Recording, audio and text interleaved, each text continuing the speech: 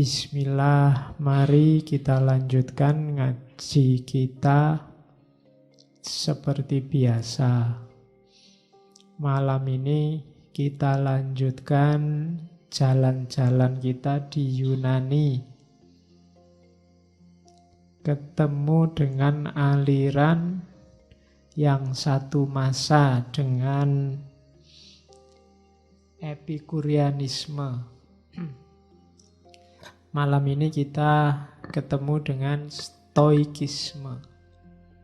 Tulisannya kalau pakai bahasa Inggris biasanya pakai huruf C. Bacanya boleh, kalau pakai Inggris bacanya jelas Stoicisme. Cuma di Indonesia kan pakai huruf K. Ada juga yang tetap pakai huruf C. Stoicisme di beberapa buku filsafat tetap pakai C. Ada juga yang pakai aslinya, biasanya tidak sebagai aliran tapi sebagai kelompok. Biasanya pakai kata-kata Stoa. Kaum Stoa. Stoa itu dari bahasa Yunani yang artinya teras. Kalau di dalam masjid ini bukan stoa. Stoa itu di depan sana. Jadi kalau pengen niru kaum stoa, ngajinya di lapangan basket itu. Jadi di teras. Kesannya lebih santai kalau di teras. Ya meskipun ini di dalam kalian boleh santai. Ya, bismillah ya, kita mulai ngaji kita. Stoa ini menurut saya salah satu pemikiran filsafat yang sangat, apa ya bahasaku, sangat islami. Ya, padahal ini jauh loh sebelum Islam datang. Tapi gagasan-gagasannya sangat Islam. Orang yang hanya baca judulnya kayak minggu lalu ngertinya Epikuros itu bayangannya Yunani. Yunani itu wong kafir kabeh mesti. Tapi kan gagasan-gagasannya Islami. Wong yo hasilnya akal. Akal itu kan juga bekal yang diberikan Allah pada kita untuk ngopeni dunia. Jadi kalau ada yang tanya, Pak, pembagian filsafat itu seperti apa? Saya biasanya jawabnya filsafat itu ada dua jenis. Pertama filsafat yang Islam, yang kedua filsafat yang Islami. Ya filsafat Islam itu Ibn Rushd, Farabi dan kawan-kawan. Kalau kayak Stoik ini filsafat yang Islami. Hampir semua filsafat itu menurut saya ya Islami. Asal dia diletakkan di konteksnya yang pas, dia akan berguna. Kelemahan kita selama ini kan melihatnya selalu in general dalam setiap konteks. Tapi bahkan pikiran-pikiran yang kelihatannya sangat destruktif pun kalau kita meletakkannya pas, situasinya pas, kondisinya pas, itu akan sangat berguna. Wong barang baik pun kalau situasinya tidak pas juga tidak ada gunanya. Teh ini kalau dikasihkan sekarang, saya minumnya nanti, itu pas. Tapi jam 3 subuh kamu dodok-dodok pintu rumahku hanya untuk ngasih teh ini. Teh ini tidak jadi sumber kebahagiaan, sumber nesu mesti. Jam 3 subuh cuma bawa teh. Kalau jam 3 subuh kamu ngetuk-ngetuk pintu ya nggawa duit 2 karung gitu ya ndak apa-apa, seneng aku. Nah, kalau cuma bawa teh ya ndak. Jadi ruang dan waktunya nggak pas. Ada yang pernah tanya ke saya, mahasiswa, Pak, ternyata masih banyak loh Pak orang yang tidak suka filsafat. Lah terus kenapa? Biasa aja kan, itu tidak luar biasa. Bahkan ngaji ini mungkin yang tidak suka juga banyak. Dan itu kan biasa. Emangnya kita ini mesti baik kan enggak? Kita mesti benar kan juga enggak? Ya kan? Bistik itu baik bagi yang giginya lengkap. Orang tua yang sudah ompong tidak ada giginya, tidak iso, paling cuma dimut. Ya kan, kacang atum itu bagi balita membahayakan, bagi kamu baik, bergizi. Jadi ya maka ada yang suka, ada yang tidak suka. Dan itu ndak harus wow, biasa aja, memang begitu. Jangankan filsafat, wong agama atau apapun yang mesti baik pun kalau konteksnya ndak cocok ya kayak merentah orang sholat, itu kan ya nggak mesti baik. Kadang-kadang orangnya sudah sholat diperintah lagi kan ya ndak baik. Atau nek bahasanya Cak Lontong, orang sedang sholat kok diperintah, kan ndak baik juga. Biarkan sholatnya selesai baru diperintah. Jadi nggak harus kaget kalau ada yang bilang, wah filsafat itu merusak, oh filsafat itu sesat. Ya biasa aja, macem-macem juga begitu, ndak cuma filsafat. Nabi Muhammad aja ya disesat-sesatkan, Habib Rizik aja disesat-sesatkan juga hari ini, apalagi Habib yang lain. Ya jadi biasa aja lah, nggak harus wow. Saling tidak cocok, saling beda pendapat itu biasa. Cuma jangan sampai ekspresi ketidaksetujuan, ekspresi beda pendapat itu yang kontraproduktif. Kontraproduktif itu justru merusak semuanya. Ekspresikan dengan baik. Jangan sampai batalnya sholat satu orang bikin batal kita semua sak masjid. Hari ini kan umat Islam itu begitu.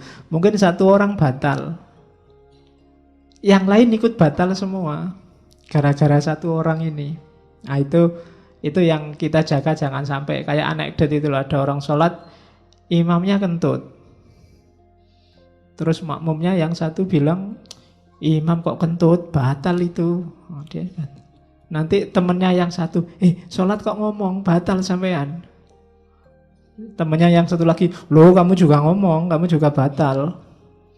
Yang terakhir bilang, wah berarti yang nggak batal cuma aku nih di masjid ini. Akhirnya batal kabeh. Itu persis hari ini, kamu maki-maki yang nggak kamu setujui dengan cara maki-maki. Oke, kok sampai situ tadi ngomongnya? Stoikisme, kembali ke sini ya. Saya sebut Islami karena gagasan-gagasannya kaum Stoa itu sangat dekat dengan ajaran agama. Minggu lalu saya bilang Epikuros banyak dikritik ketika Kristen datang dan yang diadopsi yang Stoik ini. Bahkan di Islam juga begitu. Kalau ada yang tertarik, ada tokoh teolog kontemporer namanya Joseph Van Es. Joseph Van Es ini melakukan penelitian terhadap teologi Islam, Asy'ariyah, Mu'tazilah, dan lain-lain itu. Dia menyimpulkan bahwa logikanya ilmu kalam itu bukan logikanya Aristoteles, tapi logikanya Stoa, gaya Stoik. Jadi kita kan sering menyebut umat Islam itu mewarisi cara berpikir rasional ala Aristoteles. Tapi katanya Joseph Van Es enggak. Yang diwarisi itu Stoa, gaya Stoik. Oke, mari kita lihat Stoik ini seperti apa. Stoik ini filsafat yang paling panjang umurnya.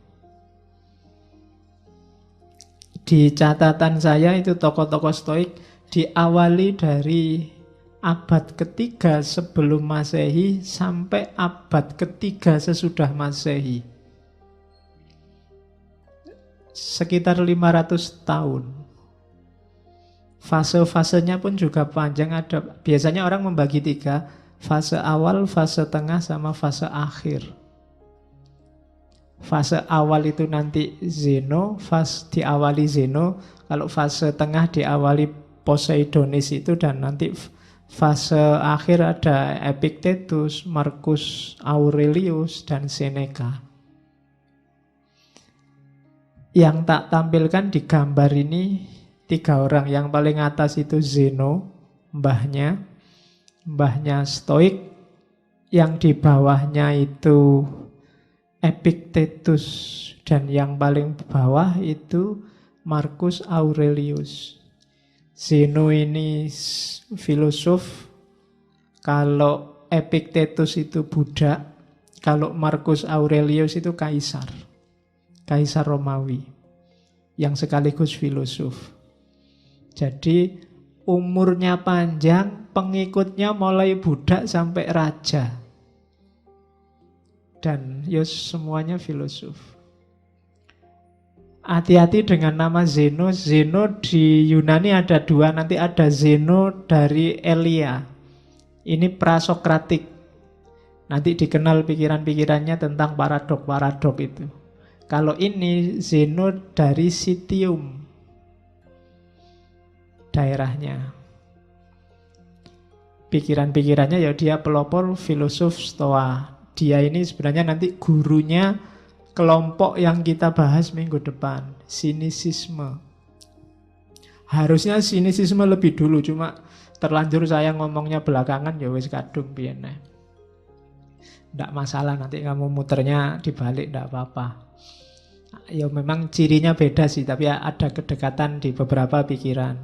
Jadi Zeno yang mbahnya Stoa ini muridnya siapa? Kelompok sinisme. Sinisme ini nanti yang meneruskan gagasannya Sokrates. Zeno ini mengidolakan Sokrates. Jadi awalnya dia ini pedagang dari luar Athena. Waktu dia dagang di Athena, baca-baca buku tentang Sokrates. Dari situ dia jatuh cinta sama Sokrates. Orang yang mengorbankan dirinya untuk kebenaran. Itu Zeno. Kemudian nanti dia ini dikenal filosof yang fatalistik, bahwa alam semesta ini sudah takdirnya, segalanya sudah ada konteksnya sendiri-sendiri. Itu Zeno, sehingga dia matinya ya dia meninggal milih sendiri waktunya. Itu Zeno. Yuk, milih sendiri, bukan kayak para wali terus tahu tanggalnya mati. Kalau hari ini mungkin tanda petik ya, semacam orang bunuh diri, tapi ya enggak tahu juga. Jadi saat dia tua, satu ketika dia keluar habis ngajar itu terus jatuh. Waktu jatuh itu dia terus ngomong begini, ya sudah, kalau sekarang saatnya kamu manggil aku datang. Sekarang saatnya aku datang, tapi gak usah kesusu, aku ini sudah tua. Setelah itu terus langsung nafasnya berhenti. Ya, yo kalau dia Islam mesti kamu menyebutnya wali.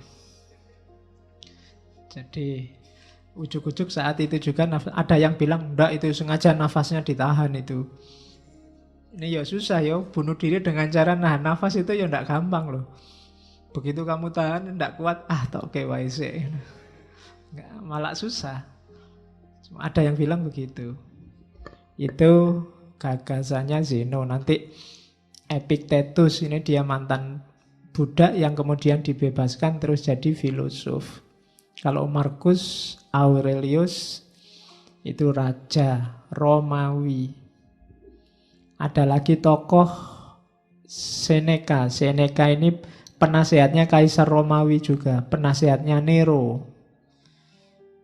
Kalau Seneca dihukum mati sama Nero karena dianggap konspirasi mau bunuh Nero.